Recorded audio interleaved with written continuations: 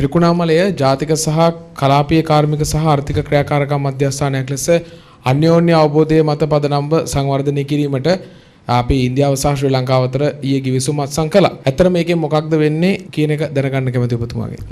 ත්‍රිකුණාමල දිස්ත්‍රික්කයේ දැන් නෙමෙයි 2015-16 වර්ෂයේදී Back in 2015 and 2016, an economic plan was created together with a Singaporean company, Sobana, for Trincomalee. According to that, the government has decided on the economic developments that need to be carried out covering the entire district or a part of the district.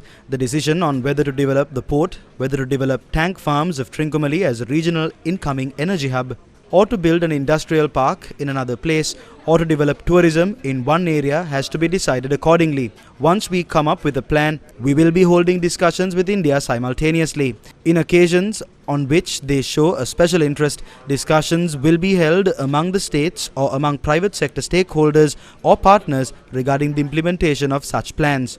Since they already have a tank farm related to the region, we hope that if we also agree to connecting those posts in Trincomalee with the South Indian coast, we will develop them and develop the entire region as an economic center.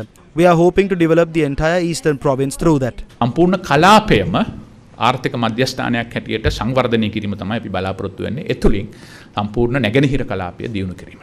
කිවිසුම cabinet එකේ ඉදිරිපත් කරේ කවද්ද සහ අනුමැතිය ලැබුණේ කවද්ද කියලා දැනගන්න කැමතියි. මට දිනේ දන්නේ නැහැ. නමුත් මම I am දන්නවා not aware of the exact date, but I know that it was handed over to the Attorney General, and after that it was presented to the Cabinet and later was approved by the Cabinet. අනුමත කරලා තමයි ඉදිරිපත් කරලා තියෙන්නේ. Cabinet එක අනුමත වුණා. අනුමත වුණා. මේ හරහා ලංකාවේ ආර්ථික තාක්ෂණික ස්වාධීනත්වයට යම්කිසි මරුපහරක් එල්ල වෙන්න පුළුවන්ද? ඇස් අරගෙන දෙපාර්ශ්වයෙන් We are doing justice to both the parties. We will not do anything against our country. I think we should be sensitive in this and should do this after discussing with all the parties, and we have to make sure the actions we take are mutually beneficial to all connected parties. වෙන ආකාරයට තමයි මේක කරන්නට ඕන. ජනාධිපතිවරයා මේ යෝජනා කළ ගොඩබිම් සම්බන්ධතාවයක් ඒ පිළිබඳ එතකොට දැන් ලංකාවට ඒ හරහා ලංකාවේ ජාතික ආරක්ෂාවට යම්කිසි අවදානමක් එයිද අවදානමක් අප විසින්ම ඇති කර ගන්නවා වගේ එහෙම දෙයක් එතන වෙයිද?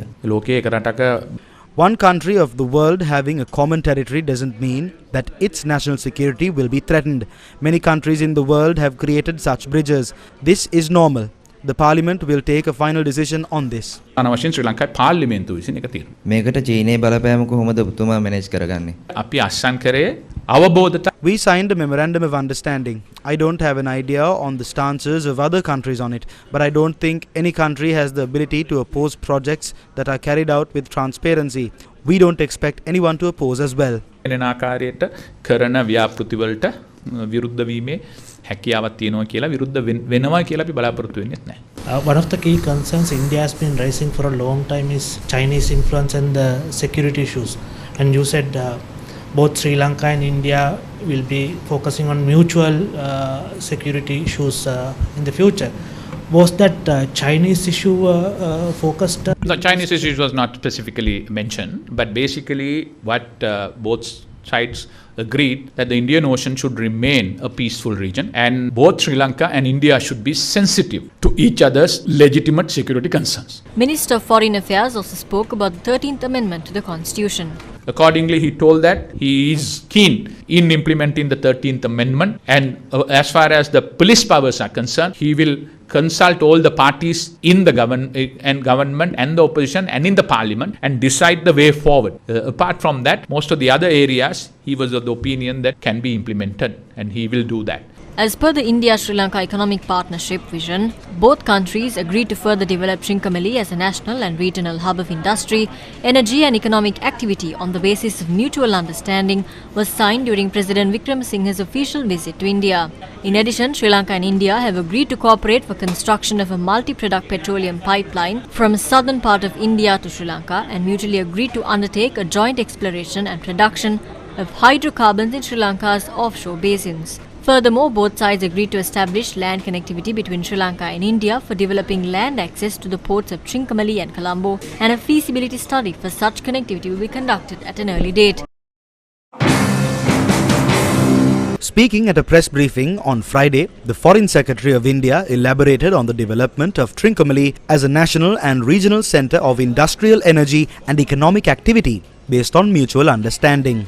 Look, the MOU which has been exchanged today is a framework agreement that would now allow both sides to structure specific infrastructure, investment related, project specific partnerships in the identified zone in Trincomalee. Once that is done, then the dollar quantum proportionately will get allotted to depending upon which projects are agreed to. So Sri Lanka is cash strapped. So what is the funding process of these projects going to be, especially the pipeline project and the development of ports? Look, as a matter of principle, it is always our effort to ensure that our assistance projects, our development partnership project do not add any debt burden on to an existing economy. Naturally, any project which has element of credit in it would have to be positioned correctly in terms of what the debt structuring terms and conditions are for Sri Lanka. Of course, that is making an assumption that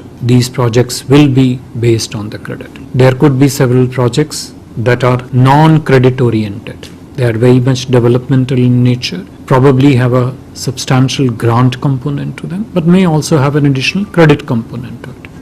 We should also not overlook the fact that some of these projects can also be through the private sector, which has a totally different modality when it interfaces with the government.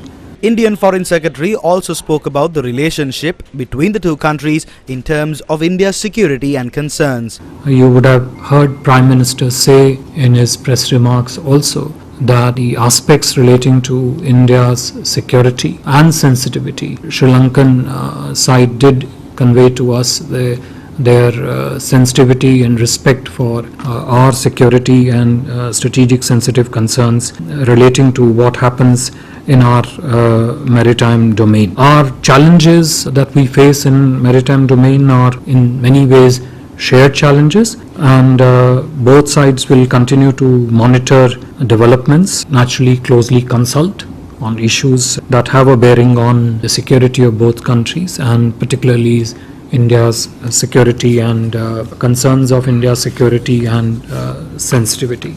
Implementation of the 13th Amendment was also talked about at the press briefing. Prime Minister also clearly said that expressed our belief that a meaningful devolution of powers and the full implementation of the 13th Amendment are essential components of addressing and facilitating the reconciliation process in Sri Lanka. This has been our consistent position, and this was put forward during the meeting between the two leaders.